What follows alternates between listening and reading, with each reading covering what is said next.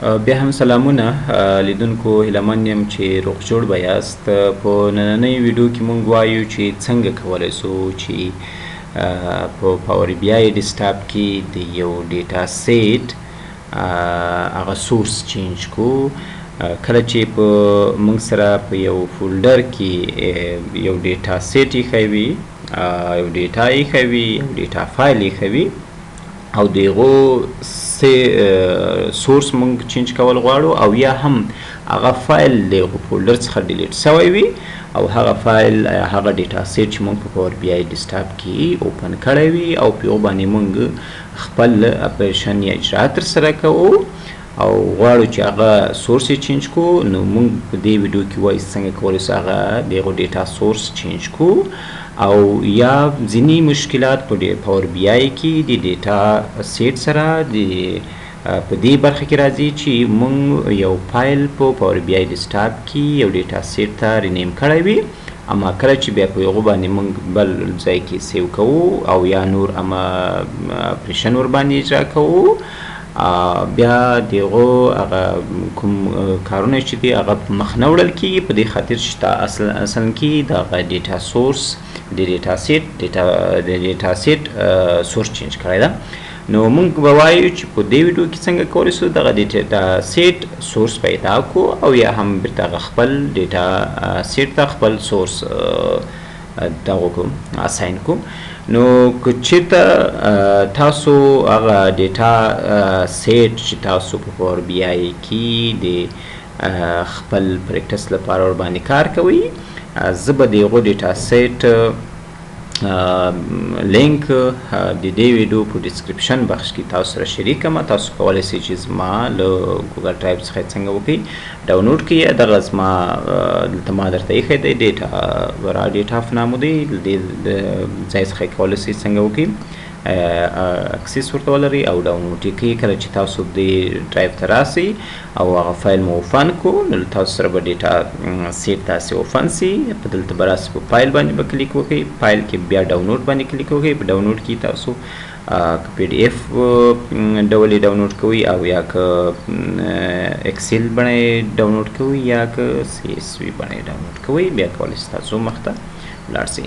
زما سره همدا ډیټا سیټ دی. زه راځم پاور بی آی ته او په پاور بی آی کې زه وایم چې ایکسل ورکوم. دلته زه ورته ډیټا سیټ څنګه کومه امپورټ کوم او په امپورټ ډیټا فرام ایکسل باندې کلیک کوم تر څو زه پاور بی آی ډیسکټاپ ته هغه کوم ډیټا سیټ چې زما سره ده هغه ورته څنګه وکړم، هغه ورته امپورټ کوم. زما سره ډیټا سیټ دلته په ډیسکټاپ کې دی او په ډیسکټاپ کې هغه کوم فولډر کې چې ما ډیټا سیټ ایښی ده هغه د ډیټا په نامه دی او دغه را ډیټا 02 په نامه دی او په اوپن باندې کلیک کوو تر څو زموږ ډیټا پاور بی آی ډیسکټاپ ته څنګه وسي امپورټ سي.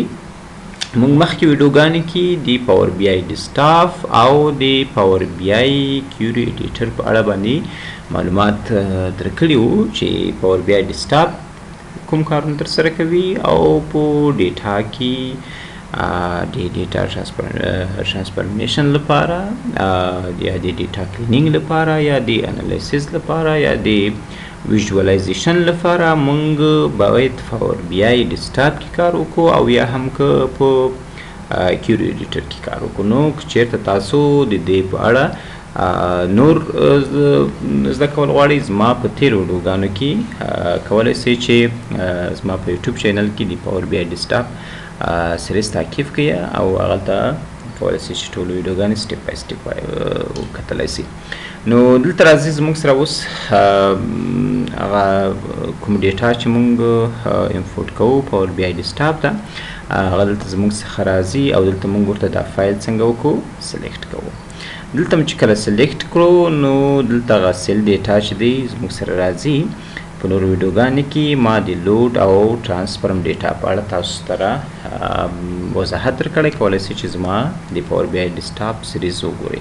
نو زه وایم چې په ټرانسفرم ډیټا باندې زه کلیک کوم او زما ډیټا ډایرکټ راځي چېرته پاور بی آی ډیسکټاپ ته.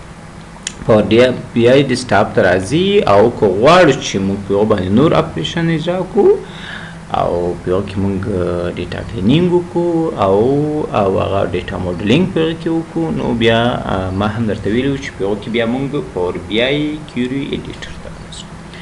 نو دلته زموږ سره اوس ډیټا سیټ لوډ کیږي.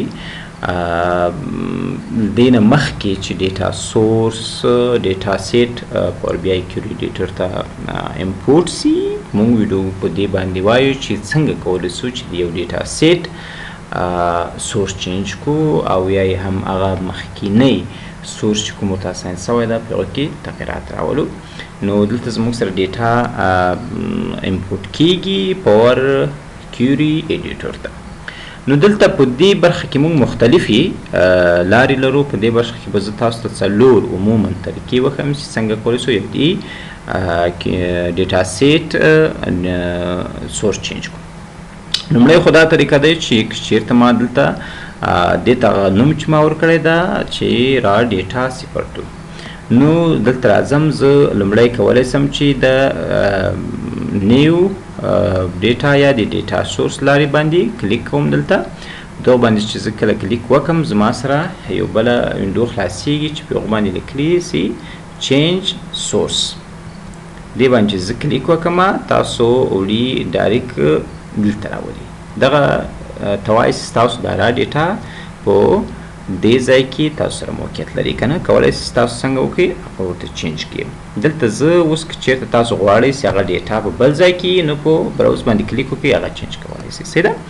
دلته زه اوس غواړم چې دغه ډیټا زه دغه 02 ترېنه ډیلیټ کړم. صحیح ده. را ډیټا باندې کلیک کوم اوکې او دلته راځم زه په کلوز باندې کلیک کوم.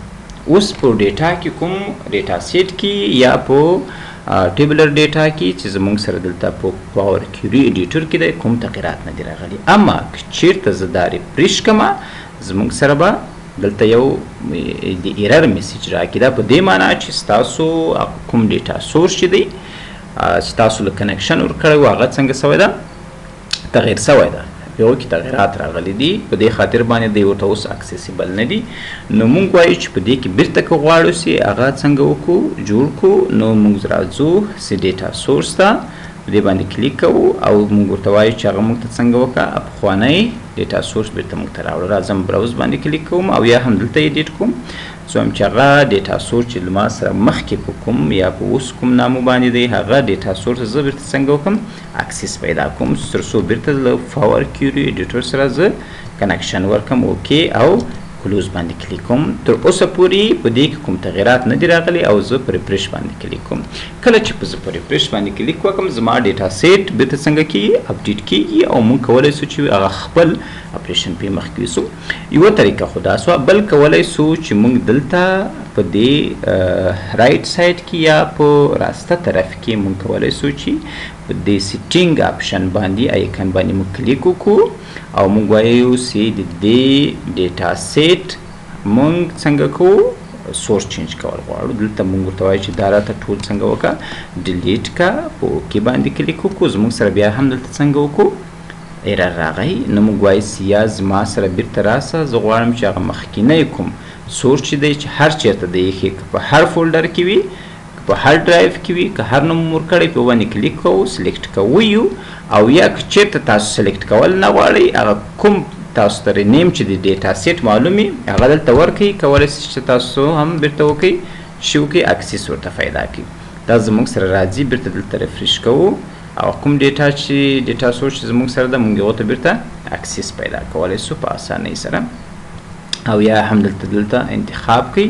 کولی شئ چې بیرته خپل ډیټا څنګه وکړئ اکسس پیدا کړئ. له دې نه وروسته تاسو کولی شئ چې هغه خپل ډیټا ته اکسس پیدا کړئ او دلته چینج کولی شئ. دا دوه طریقې. په درېیمه طریقه کې موږ کولی شو چې دا فایل راسو فایل ته په فایل باندې په اپشن اینډ سیټینګ کې او په دلته موږ سره ډیټا سورس سیټینګ باندې موږ کلیک کوو. دلته هم کولی شئ چې تاسو د یو ډیټا سیټ ډیټا سورس څنګه وکړئ چینج کړئ او یا هم ورته سلیکټ کړئ کوم چینجز چې کې راغلي اوکې او دلته په اوکې باندې موږ کلیک کوو. که ریفریش کړئ بیرته زموږ سره خپل ډیټا سورس دلته څنګه وکړي لوډ کېږي. نو له دې نه وروسته که مونږ کولی سو چې فورکیلي ایډیټر ته هغه خپل ډیټا سورس څنګه وکړو امپورټ کړو. نو مخکې له دې چې مونږ لاړ سو د خپل ډیټا دغه کلوز کو دلته راځو په اپلای اینډ کلوز ان اپلای باندې کلیک کوو یا هم په دې آیکن باندې کلیک کوو یا هم دلته وایي چې اپلای اینډ کلوز باندې کلیک کوو. دا کوم چینجز زما سره راغله دا څنګه که زما سره اپلای اینډ درم طریقه کله چې تاسو فایل اوپن کړ او هغلته کلوز ویل زموږ سره ډیټا سیټ فور بی ډیسکټاپ ته راځي. دلته په رایټ سایډ کې راسته طرف کې موږ کله چې په دې باندې کلیک وکړو په ډیټا سیټ باندې بیا موږ وایو ټیبل ویو. په ټیبل ویو کې زموږ سره دلته یو آپشن ده ټرانسفرم ډیټا دې باندې کلیک وکړو. دلته هم زموږ سره راځي چې کولی سو چې د ډیټا سیټ ډیټا سورس یا سورس فاتې چې دی هغه څنګه وکړو چینج کړو. دې باندې کلیک کوو او دلته موږ کولی سو چینج سورس مقصد کولی سو چې ډیټا سیټ هغه سورس چینج کړو. دلته بیا زموږ سره یو بل اپشن هم دی چې کولی سو چې هغه دلته ووایو چې یو ګلوبل فارمیشن ده. په دې کې که چیرته موږ تاسو له اسکیول سرور سره او یا له ژر سره انلاین ډیټابیس سره کنکشن ورکړی وي کولی سو چې هغه موږ هم پاور بی آی ډیسکټاپ له هغو ډیټابیسو سره څنګه وکړو کنکشن ورکړو او هغه ډیټا سیټونه یا ډیټابیسونه چې په هغو په سورسو کې چینجز راغلی وي هغه څنګه وکړو هم اصلاح کړو. نو دا زموږ سره د پاور بی آی کې څنګه کولی سو چې د یو ډیټا سیټ سورس چینج کړو. نو که ستاسو دا ویډیو م خوښه سوي زما ویډیو سره لایک کړئ او زما چینل سره سبسکرایب کړئ. ډیره مننه.